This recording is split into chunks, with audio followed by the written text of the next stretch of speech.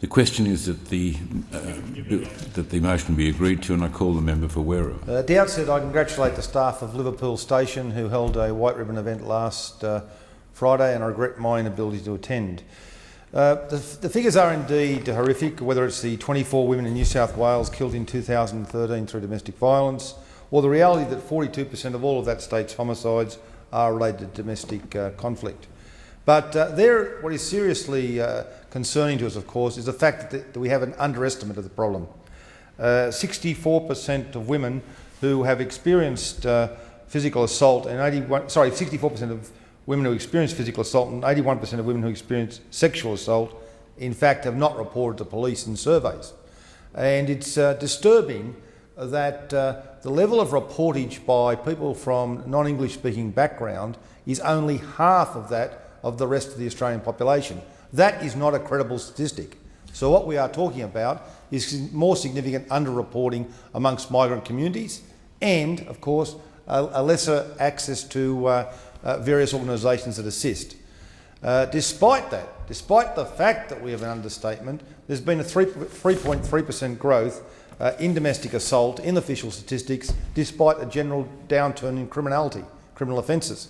So we have a situation where there's underreporting, we're coming forward with debates like this, white ribbon activity, all these things increase public awareness and help people to come forward and to reveal this issue. However, I think it's worth commending the police force in regards to that reporting uplift, because I had the opportunity, for instance, to go to the South West Sydney Pacific Islanders Organisation domestic violence event recently, and to hear the Macquarie Fields Police actually admit that the police in the past had a bit of a tendency to not take this issue seriously enough, and had made major efforts locally to ensure that they were more receptive.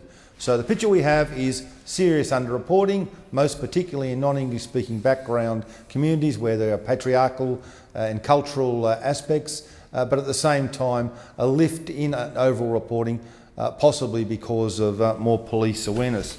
I want to turn to a different aspect of this debate and commend a member from the government side of politics, Dr Sharman Stone, who is playing a regional role in regards to this matter as the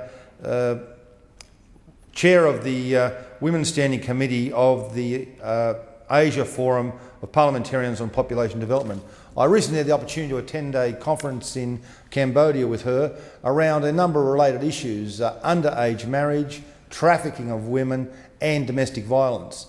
And it's good to see that whilst we can be critical of downturns in Australia's foreign aid project, that's actually focused on women's issues in our region. And to hear the way in which Australia's tax dollar is working against domestic violence in the Pacific and Asia. And there it was good to see that some countries actually are responsible enough to tell the truth about their problems. I was particularly impressed with the reports from Bangladesh and Timor that pulled no punches in regards to the very monstrous obstacles they have to overcome in these problems, and also to hear efforts in Cambodia. It's a country I'm very critical of in human rights, but I've got to say, in regards to efforts to combat domestic violence, there's a real effort by that government to put money in there to work with Australia and other countries, and a program called Good Men, to basically indicate to men there's better aspects of your lifestyle and image than macho aggressiveness, is working very well. So I want to commend Sharman for playing a very important role on this front. This issue can deeply affect all of us. The most memorable situation I've had was being asked by a woman friend to meet a young girl whose mother was gunned down in public outside Parramatta Court by her estranged husband, in front of about 10 Immigration Department employees who have been traumatised for decades since. And that woman to put to me her absolute terror that her father would be released from jail. But I guess the most telling word she said to me, that throughout the entire period that her mother had separated from her father, her mother and the family lived a life of terror to the point that she was thankful that her mother had been murdered. Life was just so bad. And this problem was exacerbated by Commonwealth Bank managers and employees giving the husband changes of addresses by the family so that the husband could follow them and pursue them.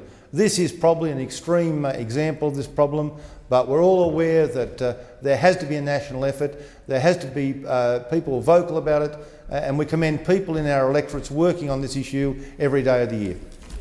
Thank the member for Werriwa.